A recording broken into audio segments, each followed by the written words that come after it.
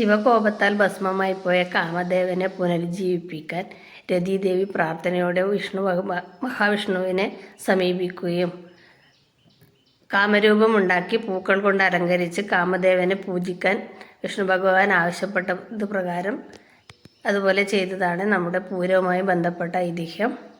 മണ്ണുകൊണ്ടോ ചാണകം കൊണ്ടോ കാമരൂപം ഉണ്ടാക്കി പൂക്കൾ കൊണ്ട് കിരീടവും മാലയും ദേഹം മുഴുവൻ പൂക്കൾ കൊണ്ട് അലങ്കരിച്ച് പൂവിട്ട് പൂജിക്കുന്ന ചടങ്ങാണ് പൂരം. വളരെ ഭക്തിപൂർവ്വം വീടുകളും കാവുകളും ഒക്കെ കൊണ്ടാടുന്ന ഒരു ചടങ്ങാണ്. വീട്ടിലെ ഇളയ പെൺകുട്ടി, ഏറ്റവും ചെറിയ പെൺകുട്ടിയാണ് പൂരക്കുഞ്ഞിയായി പൂവിടുന്നത്. ഇനി പൂരക്കുഞ്ഞി ഇല്ലെങ്കിൽ മുതിർന്ന സ്ത്രീകൾക്കൂടെ ഇടാം.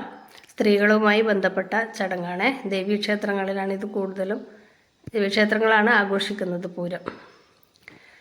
പൂരനാളിലെ പൂരംകുളി പ്രസിദ്ധമായ ഒരു ചടങ്ങാണ്. മാടായിക്കാവിലെ പൂരംകുളി വളരെ പ്രസിദ്ധമാണ്.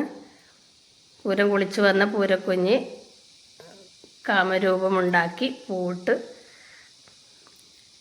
പൂജിക്കുന്നു.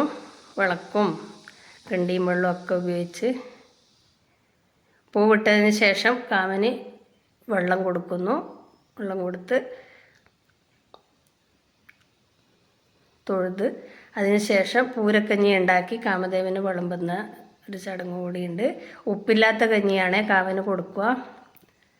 കഞ്ഞി വിളമ്പിയതിന് ശേഷം അതിൽ തിരിയിട്ട് അങ്ങനെയാണ് കഞ്ഞി നിവേദിക്കുന്നത്.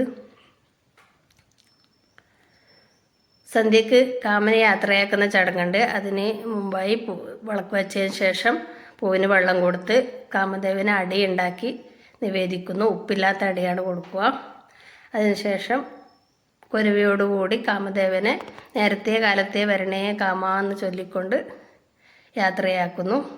അതിനുശേഷം പൂരടി ഉണ്ടാക്കി എല്ലാവരും കഴിക്കുന്നു.